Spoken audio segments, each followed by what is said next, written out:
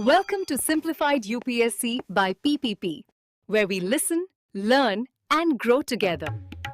Detailed notes in English and Hindi, plus practice questions for prelims and mains, only on our Telegram channel. Link in description. Want early access to all videos of this series? Join our paid Telegram group for just 499 rupees. One-time payment, lifetime access. WhatsApp now to join us. Simplified UPSC by PPP में आपका स्वागत है। आज हम भारतीय राज व्यवस्था के एक बहुत ही कह सकते हैं संवेदनशील और महत्वपूर्ण विषय पर बात करने वाले हैं, राष्ट्रीय एकीकरण यानी नेशनल इंटीग्रेशन। ये टॉपिक ना सिर्फ भारत की जो पहचान है विविधता में एकता वाली, उसे समझने के लिए ज़रूरी है, बल्कि यूपीएससी के लिए भी, खासकर मेंस के एनालिटिकल पर्सपेक्टिव से इसकी समझ बहुत मायने रखती है। हाँ, बिल्कुल। आज की हमारी ये जो चर्चा है, इसका आधार रहेगा एम लक्ष्मीकांत की किताब का अध्याय 87। हम कोशिश करेंगे समझने की कि भाई राष्ट्रीय एकीकरण का असल मतलब क्या है, इसके रास्ते में मुश्किलें क्या है और हमारे संविधान ने, हमारी संस्थाओं ने इसे पाने के लिए क्या रास्ते बनाए हैं। कोशिश ये रहेगी कि इस चर्चा से नेशनल इंटीग्रेशन पर प्रीलिम्स के फैक्ट्स और मेंस का एनालिसिस दोनों पर पकड़ मजबूत हो जाए। हाँ, और ये जरूरी भी है कि हम इसे सिर्फ किताबी बातों तक ना रखें, मतलब समझें कि ये कॉन्सेप्ट्स असल जमीन पर कैसे दिखते हैं या कहाँ थोड़े कमजोर पड़ जाते हैं। तो कोशिश रहेगी कि फैक्ट्स और एनालिसिस का एक बैलेंस बना रहे। बिल्कुल। तो चलिए शुरू करते हैं एकदम बेसिक सवाल से। जब हम कहते हैं राष्ट्रीय एकीकरण, तो इसका मतलब क्या सिर्फ नक्शे पर जो सीमाएं खींची हैं बस उतनी ही एकता है या कुछ और गहरा है इसमें? ये बहुत अच्छा सवाल है, क्योंकि अक्सर लोग इसे बस पॉलिटिकल या जियोग्राफिकल यूनिट ही समझ लेते हैं। लक्ष्मीकांत इसे एक मनोवैज्ञानिक और शैक्षिक प्रक्रिया मानते हैं, एक साइकोलॉजिकल एंड एजुकेशनल प्रोसेस। इसका असली मकसद है देश के लोगों के मन में, दिल में एकता की, एकजुटता यानी सॉलिडारिटी की, और एक कॉमन सिटीजनशिप मतलब साझी नागरिकता की भावना जगाना, उसे मजबूत करना। अच्छा, मतलब ये कि चाहे हमारा धर्म अलग हो, भाषा अलग हो, इलाका अलग हो, जाति अलग हो, इन सब के बावजूद हमारी पहली और सबसे ऊंची निष्ठा, सुप्रीम लॉयल्टी, वो अपने देश के प्रति हो। तो ये डाइवर्सिटी को मिटाने की बात नहीं है। नहीं, बिल्कुल नहीं। ये तो डाइवर्सिटी के साथ एकता बनाने की बात है। विविधता तो हमारी ताकत है। बस ये है कि राष्ट्र सबसे पहले, बाकी पहचाने उसके बाद। शायद यही इसका कोर आइडिया है। समझ गई। लेकिन भारत जैसा देश, इतना बड़ा, इतनी ज्यादा विविधताएं, यहाँ ये मनोवैज्ञानिक एकता बनाना क्या इतना आसान रहा है?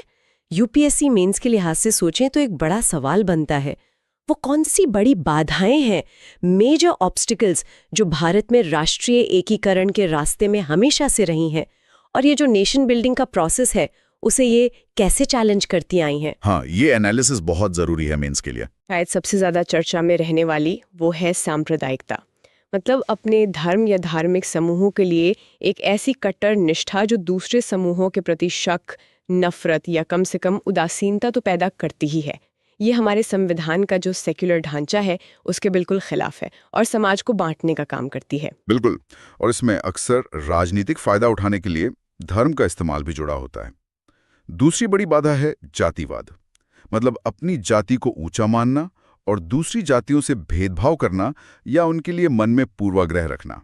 ये हमारे संविधान की प्रस्तावना में जो समानता और बंधुत्व यानी इक्वालिटी ऑफ फ्रेटर्निटी के आइडियल्स हैं, उनकी जड़ पर ही चोट करता है।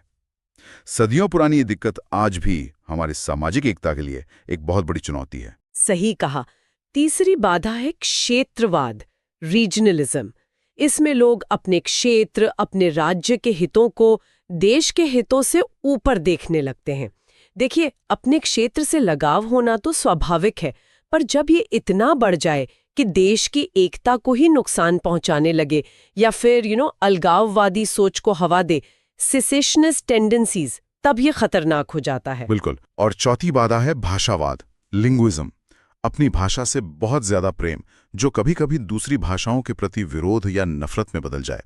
भाषा पहचान का एक अहम हिस्सा है, इसमें कोई शक नहीं, लेकिन हमने देखा है कि भाषा के आधार पर राज्यों का बनना और उससे जुड़े जो विवाद हुए हैं वो दिखाते हैं कि ये कितना सेंसिटिव इशू रहा है। हाँ, ये भाषावाद और क्षेत्रवाद का असर समझने के लिए राज्यों के पुनर्गठन का इतिहास देखना जरूरी है। और यहाँ एक बहुत इंपॉर्टेंट प्रीलिम्स फैक्ट आता है। भाषा के आधार पर बनने वाला पहला राज्य कौन सा था?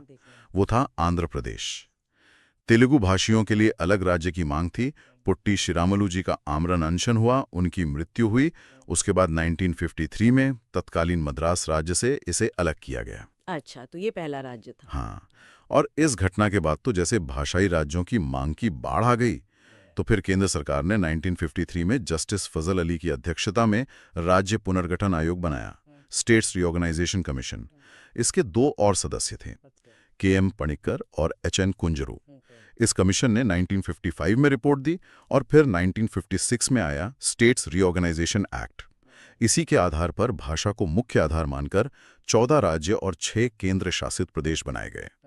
भारत का पॉलिटिकल मैप काफी बदल गया था इससे। काफी बड़ा फेरबदल था ये तो। हाँ, और इसी तरह क्षेत्रवाद की वजह से देखिए कितने राज्यों में मजबूत क्षेत्रीय दल बने हैं, रीजनल पार्टीज। तमिलनाडु में डीएमके, एआईएडीएमके, आंध्र में टीडीपी, पंजाब में अकाली दल, महाराष्ट्र में शिवसेना, असम में एजीपी। कितने ही उदाहरण हैं।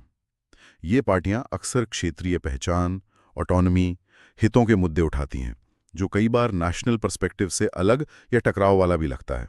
तो ये चारों सांप्रदायिकता, जातिवाद, क्षेत्रवाद, भाषावाद, ये सिर्फ समाज के ताने बाने को ही कमजोर नहीं करते, बल्कि देश का जो इकोनॉमिक डेवलपमेंट है, लॉ एंड ऑर्डर है, गवर्नेंस है, उन सब के लिए भी ये गंभीर चुनौतियां हैं। बिल्कुल। और सबसे चिंता की बात शायद ये है कि ये लोगों के बीच एक तरह की मनोवैज्ञानिक दूरी, साइकोलॉजिकल डिस्टेंस पैदा कर देती हैं। वो हम भारतीय वाली फीलिंग कमजोर पड़ने लगती है। सही कहा। ये बाधाएं वाकई गंभीर हैं। तो सवाल उठता है कि इनसे निपटने के लिए क्या कोई खास इंस्टीट्यूशनल मैकेनिज्म बनाया गया है? कोई ऐसा फोरम जहां इन डिवाइसिव फोर्सेस पर बात हो सके, कोई हल निकल सके? हाँ, बिल्कुल है। और इसमें सबसे प्रमुख नाम आता है राष्ट्रीय एकीकरण परिषद का, नेशनल इंटीग्रेशन काउंसिल यानी NIC। इसका गठन हुआ था अक्टूबर 1961 में। 1961 में। हाँ, उस समय एक नेशनल इंटीग्रेशन कॉन्फ्रेंस बुलाई थी प्रधानमंत्री जवाहरलाल नेहरू ने। उसी कॉन्फ्रेंस का ये नतीजा था। और इसका मुख्य उद्देश्य यही था, जैसा आपने कहा, कि ये जो विघटनकारी ताकतें हैं, सांप्रदायिकता, जातिवाद, क्षेत्रवाद, भाषावाद, इनसे कैसे निपटा जाए, उसके तरीके सुझाना और राष्ट्रीय एकता को कैसे मजबूत किया जाए, इस पर सिफारिशें देना। अच्छा, तो इसकी बनावट कैसी है? मतलब कौन कौन लोग होते हैं इसमें? इसकी कॉम्पोजिशन काफी वाइड रखी गई थी ताकि समाज के लगभग हर हिस्से और सोच को जगह मिल सके। इसके अध्यक्ष तो प्रधानमंत्री होते हैं, चेयरमैन इज द पीएम। सदस्यों में केंद्रीय गृह मंत्री होते हैं, कुछ और केंद्रीय मंत्री, लोकसभा और राज्यसभा में विपक्ष के नेता, सभी राज्यों के मुख्यमंत्री और जिन केंद्र शासित प्रदेशों में विधानसभा है उनके मुख्यमंत्री भी। काफी बड़ा सेटअप लगता है ये तो। हाँ, और भी लोग हैं। राष्ट्रीय और कुछ मान्यता प्राप्त क्षेत्रीय राजनीतिक दलों के नेता होते हैं। जो नेशनल कमीशंस हैं, जैसे SC, ST, women minorities commission, उनके अध्यक्ष होते हैं।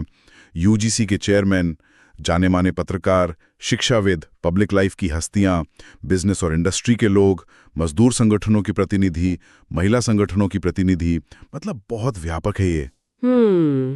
ये कॉम्पोजिशन तो वाकई इम्प्रेसिव है। लेकिन एक बात याद रखनी होगी, जैसा लक्ष्मीकांत में भी साफ है, कि NIC कोई एग्जीक्यूटिव बॉडी नहीं है। ये एक सलाहकार निकाय है, एडवाइजरी बॉडी। बिल्कुल। ये नेशनल इंटीग्रेशन से जुड़े मुद्दों पर विचार करती है और सरकार को अपनी रिकमेंडेशंस भेजती है। और इसकी बैठकें भी रेगुलर नहीं होती, जरूरत पड़ने पर ही बुलाई जाती हैं, खासकर जब देश में कोई सांप्रदायिक तनाव बढ़ता है या एकता से जुड़ा कोई बड़ा मसला खड़ा होता है। एकदम सही कहा। ये एक तरह से विचार मंथन का मंच ज्यादा है। और प्रीलिम्स के लिए यहाँ कुछ की फैक्ट्स जरूर याद रखने चाहिए। NIC का गठन 1961, अध्यक्ष प्रधानमंत्री, और इसका नेचर सलाहकार यानी एडवाइजरी, बाध्यकारी नहीं, नॉन बाइंडिंग। लेकिन हाँ, ये सवाल भी उठता है कि इतनी बड़ी मेंबरशिप और एडवाइजरी रोल के बावजूद क्या ये जमीन पर इन गहरी समस्याओं का कोई ठोस हल निकाल पाया है? वो एक अलग डिबेट का इशू है। बिल्कुल, NIC एक कोशिश जरूर है, लेकिन देखा जाए तो राष्ट्रीय एकीकरण की असली और सबसे मजबूत नींव तो हमारा संविधान ही रखता है। संविधान बनाने वालों ने शायद भविष्य की इन चुनौतियों को समझा था और इसमें कई ऐसे प्रोविजंस डाले जो अपने आप में देश को जोड़ने का काम करते हैं। हाँ बिल्कुल। शुरुआती होती है एकल नागरिकता से, सिंगल सिटीजनशिप। हम सब सिर्फ भारत के नागरिक हैं, किसी राज्य विशेष के नहीं। ये भारतीय होने की पहचान को मजबूत करता है। फिर आते हैं हमारे मौलिक अधिकार, फंडामेंटल राइट्स, जो बिना किसी भेदभाव के सभी नागरिकों को मिले हैं। इसमें खास तौर पर देखें तो समानता का अधिकार, राइट टू इक्वालिटी, आर्टिकल 14 से 18, और धार्मिक स्वतंत्रता का अधिकार, right to freedom of religion, article 25 से 28, ये सीधे सीधे जातिवाद और सांप्रदायिकता को नकारते हैं। सही। इसी तरह मौलिक कर्तव्य हैं, फंडामेंटल ड्यूटीज, जो बाद में आर्टिकल 51A में जोड़े गए। ये नागरिकों पर जिम्मेदारी डालते हैं कि वे सद्भाव, हार्मोनी और भाईचारे, कॉमन ब्रदरहुड को बढ़ावा दें और भारत की संप्रभुता, एकता और अखंडता की रक्षा करें, सॉवरेंटी, यूनिटी एंड इंटेग्रिटी। और सबसे अहम बात, संविधान भारत को एक धर्मनिरपेक्ष राज्य घोषित करता है, सेक्युलर स्टेट। इसका मतलब है कि स्टेट का अपना कोई धर्म नहीं है और वो सभी धर्मों के साथ बराबर का व्यवहार करेगा, सबका सम्मान करेगा। इन बुनियादी सिद्धांतों के अलावा राज्यों के बीच या केंद्र राज्यों के बीच कोऑपरेशन बढ़ाने और डिस्प्यूट सुलझाने के लिए भी तो मैकेनिज्म्स हैं। हाँ हैं, जैसे आर्टिकल 263 के तहत इंटरस्टेट काउंसिल का प्रावधान है। ये कॉमन इंटरेस्ट के मुद्दों पर चर्चा और सिफारिशों के लिए एक मंच है। इसी तरह स्टेट्स रीऑर्गेनाइजेशन एक्ट 1956 के तहत जोनल काउंसिल्स बनाई गईं, जिनका मकसद राज्यों के बीच सहयोग बढ़ाना है। ये सब रीजनल टेंशन्स कम करने में मदद कर सकते हैं। और संविधान की प्रस्तावना, प्रिएम्बल, उसे कैसे भूल सकते हैं। हम भारत के लोग से शुरू होकर जस्टिस, लिबर्टी, इक्वालिटी, फ्रेटर्निटी जैसे महान आदर्शों को स्थापित करने का संकल्प है उसमें, और अंत में राष्ट्र की एकता और अखंडता, यूनिटी एंड इंटेग्रिटी सुनिश्चित करने की बात है। यहाँ ये जो बंधुत्व यानी फ्रेटर्निटी, भाईचारे की भावना का आदर्श है, वो शायद खास तौर पर बहुत महत्वपूर्ण है, क्योंकि यही भावना है जो अलग-अलग समूहों के बीच की दीवारों को गिरा सकती है। एकदम सही। तो आज की इस पूरी चर्चा के बाद चलिए जो मुख्य बातें हैं उन्हें फटाफट दोहरा लेते हैं। यूपीएससी की तैयारी में आसानी होगी। पहले प्रीलिम्स के पॉइंट्स देख लेते हैं। राष्ट्रीय एकीकरण का मतलब क्या है? प्राइमरीली एक साइकोलॉजिकल और एजुकेशनल प्रोसेस। लक्ष्य कॉमन सिटीजनशिप और एकता की भावना। बड़ी बाधाएं कौन सी हैं? 4 मुख्य: communalism, casteism, regionalism, linguism. National integration council NIC कब बनी? 1961। अध्यक्ष कौन? प्रधानमंत्री। उद्देश्य डिवाइसिव फोर्सेस से निपटना। नेचर कैसा? एडवाइजरी। पहला भाषाई राज्य Andhra Pradesh 1953। States reorganisation commission, अध्यक्ष फजल अली 1953-55। एक्ट कब आया? 1956। संविधान में एकता बढ़ाने वाले प्रावधान: सिंगल सिटीजनशिप, फंडामेंटल राइट्स खासकर arts 14 to 18, 25 to 28, fundamental duties arts 51A, secular state, interstate council art 263, zonal councils, statutory और प्रियम्बल के आइडियल्स। बिल्कुल। और अब मेंस के पर्सपेक्टिव से कुछ एनालिटिकल टेकअवेज। पहला, ये समझना कि भारत जैसे डाइवर्स देश के लिए नेशनल इंटीग्रेशन क्यों इतना जरूरी है। ये सिर्फ ज्योग्राफिकल इंटेग्रिटी का सवाल नहीं, बल्कि सोशल हार्मनी, इकोनॉमिक डेवलपमेंट और इफेक्टिव गवर्नेंस के लिए भी एसेंशियल है।